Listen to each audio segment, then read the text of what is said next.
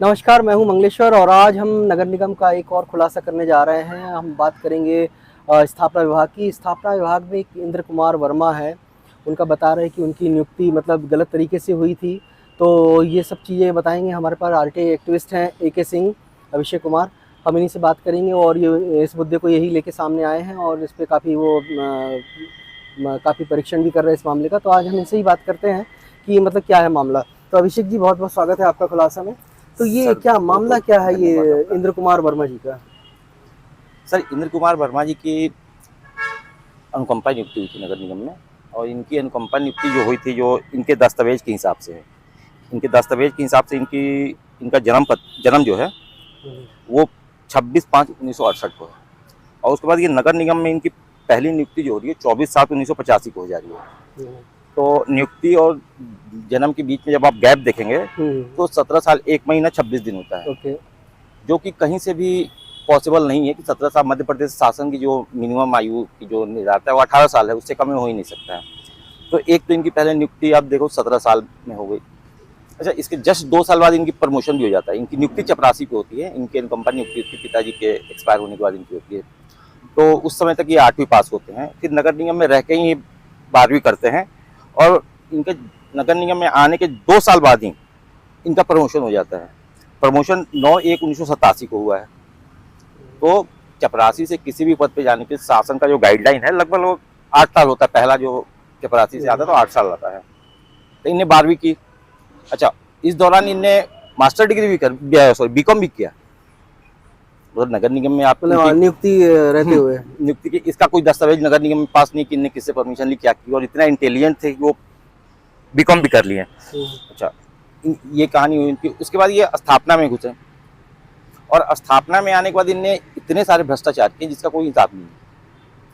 अगर आप देखोगे तो इनको अंग्रेजी पढ़ते नहीं आता है, बोलने में भी थोड़ा सा वो अलग मैटर है, थोड़ा सा प्रॉब्लम है उनको। लेकिन ये उसके बावजूद भी ये स्थापना में आए।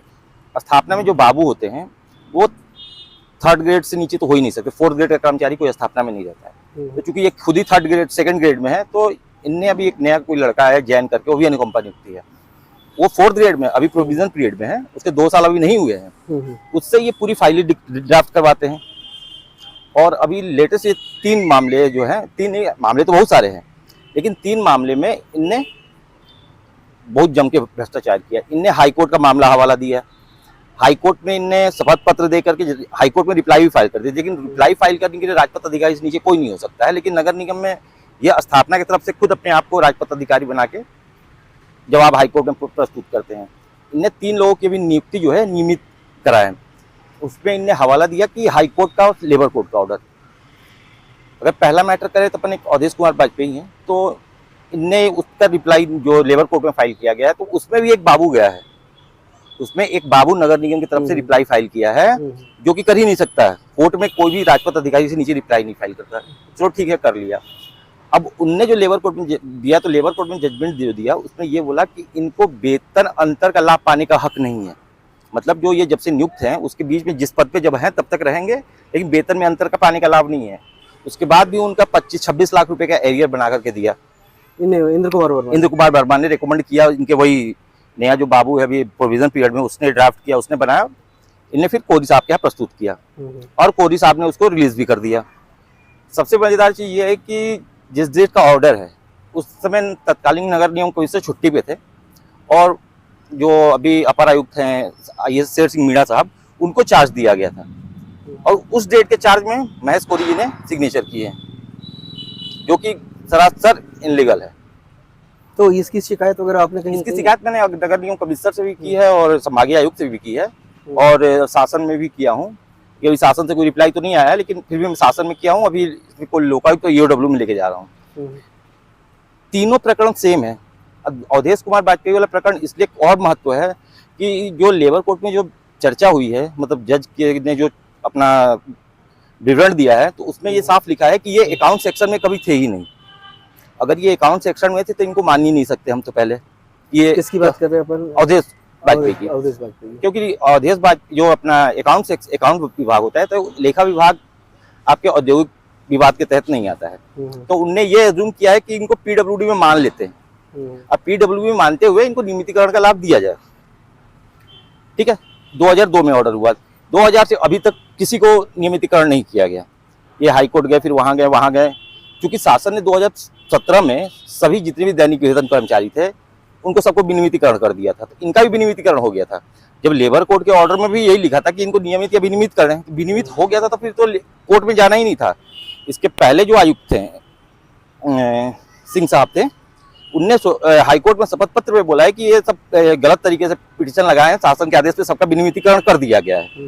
ये कोर्ट को रिप्लाई करने की बात बता रहे हैं। उसके बावजूद भी इन लोगों ने उसमें अपने जो भी साठगांठ किया और न्यायालय को भ्रमित करके गलत तरीके से इन लोग तीनों को ये 25-25 लाख रुपए का भुगतान किए। ये पूरा अभी का लेटेस्ट मामला है इनका। दूसरी चीज और है कि अगर आप देखेंगे तो मध्य प्रदेश शासन की बात करेंगे तो 2000 में जब हाईकोर्ट ने ऑर्डर दिया था कि जितने भी नगर निगम में कर्मचारी हैं 1988 के बाद के सबको बाहर करो, नगर निगम में नहीं किया। सेम चीज उमा देवी में आया, उसमें भी नगर निगम ने नहीं किया। सब क्योंकि ये सब जो जितने फर्जी बाबू लोग बैठे हैं सब फर्जी, इनका पूरा एक ग्रुप चलता है।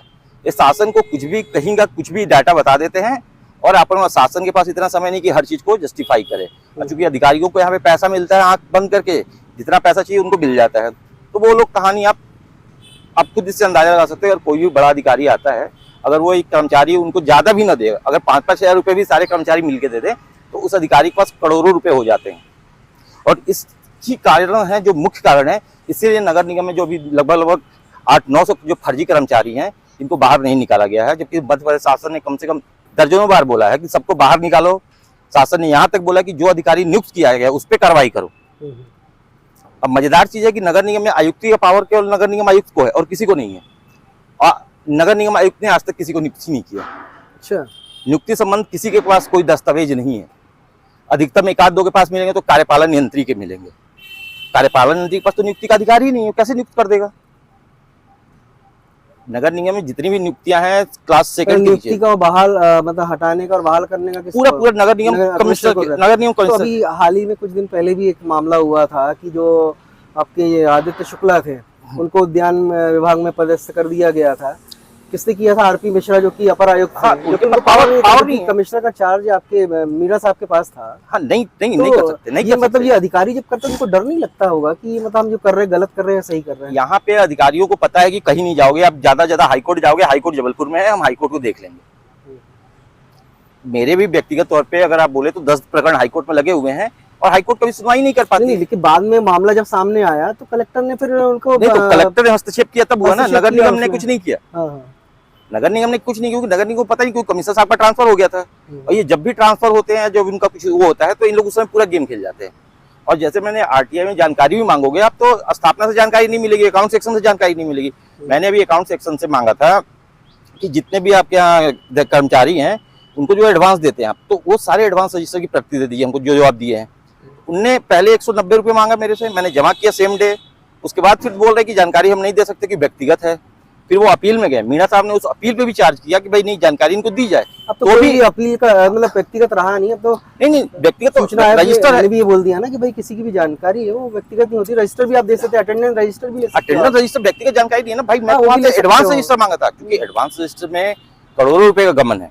जितने का अधिकतम कर्मचारियों ने पैसा लिया और आज तक वापस नहीं किया, क्योंकि अकाउंट ऑफिसर को उसमें सीधे सीधे पैसा मिलता है, इसलिए अकाउंट ऑफिसर जो है वो अमाउंट को बाहर नहीं निकालना चाहता है। और जबकि मीणा साहब के ऑर्डर के बाद भी, अपर आयुक्त के ऑर्डर के बाद भी आप इनने कोई जानकारी नहीं दी। इसमें 2 प्रकरण, एक और प्रकरण था कि मैंने उनसे बोला था कि जो आपका अकाउंट सेक्शन में जो कोड होता है वेतन का 210 नंबर होता है, हमने बोला इसमें जितने भी भुगतान किए गए हैं 1 साल का पूरा पर्ची दे दीजिए हमको, विवरणी दे दिए। तो उनने क्या किया, जानकारी बना करके हमको एक जगह कम्युलेटिव करके हमको दे दिया कि भाई इतना करोड़ रुपए खर्च हुआ है, क्योंकि वो प्रोविजन नहीं बनाने का। भाई हमने आपसे पूरा विवरण मांगा, तो आपने जिसको जिसको भुगतान किया वो भुगतान की पर्ची दो ना हमको।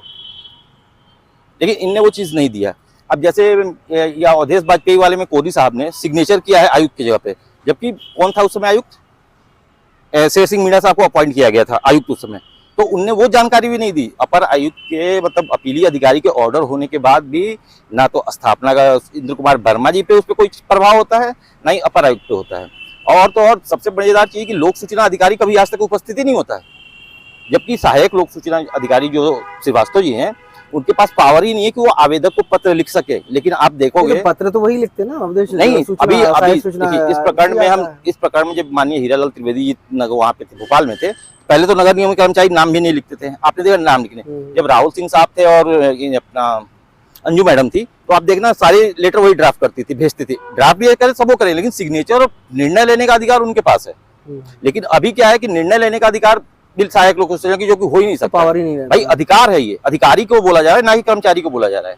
ये बाबू है तो बाबू केवल उनको सहायता प्रदान कर सकते हैं, लेकिन वो फाइनल अथॉरिटी सारे जितने भी आवेदन आते हैं, किसी को अगर आवेदनकर्ता को जो सूचना ही भेजी जाती, सहायक सूचना अधिकारी के नाम से भेजी जाती। अधिकारी के पास बहुत लिमिटेड वो है, सहायक सूचना अधिकारी जो है वो इसलिए रखा है कि भाई अधिकारी के पास और भी काम रहते हैं, तो वो चीजों को चेक कर ले, वो चेक कर ले, वो चेक करके फाइनली उनके पास लाए और मैटर को बताए कि साहब ये है, इसमें क्या करना है। ऑर्डर ही इसमें, जैसे मान लीजिए कोई बोलते हैं कि व्यक्तिगत जानकारी हम नहीं देंगे, इस पे भी ऑर्डर जो है लोक सूचना अधिकारी को लेना है, भाई ये देना है कि नहीं देना है। तो यहाँ पे तो पूरे तो अभी जैसे अपन इंद्र कुमार वर्मा की बात कर रहे हैं, तो इंद्र कुमार वर्मा जी की जो आपने जानकारी निकाली है, तो उसमें क्या शिकायत करी फिर आपने?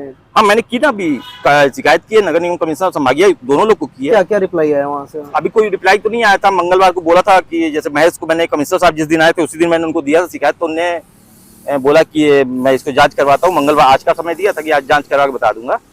और मेरे सामने उन्होंने कोरी जी को देने की बात की, तो मैंने उनको मुंह पे ही बोला कि सर ये तो कोरी जी जब इसमें खुद इन्वॉल्व है तो वो क्या जांच करेंगे, भाई आपके पास और अपर आयुक्त है जैसे शेर सिंह मीणा साहब है, तो उनको आप दे दीजिए।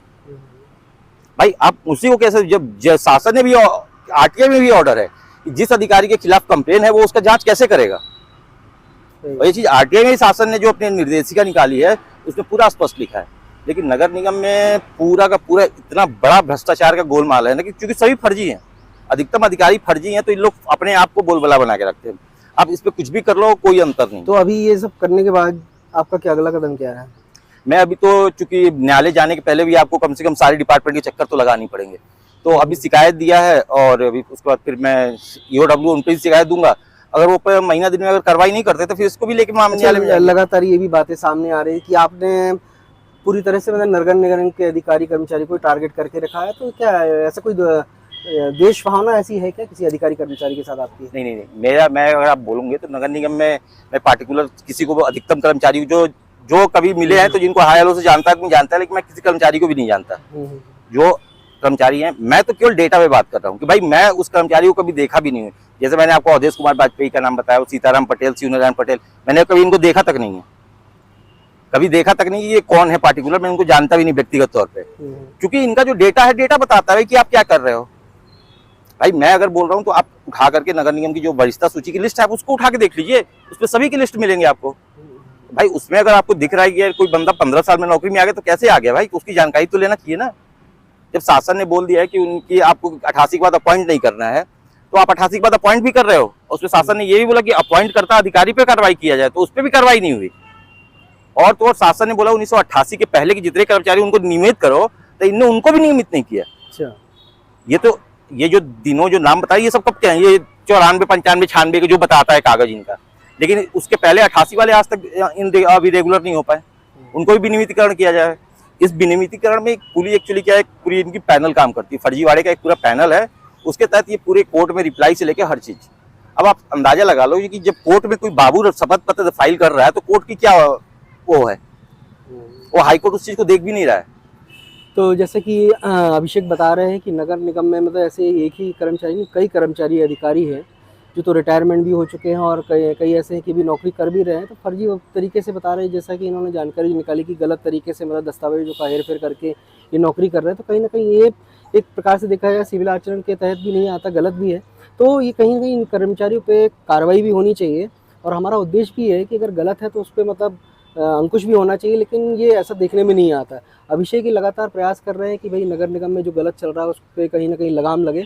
अब इनकी मेहनत कितनी सार्थक होती है और कितना इनको उसका लाभ मिल पाता है, तो आने वाला समय ही बताएगा। तब तक के लिए हमें आगे दीजिए, हम आगे भी और ऐसे ही खुलासे करते रहेंगे। जबलपुर से मंगलेश्वर, धन्यवाद।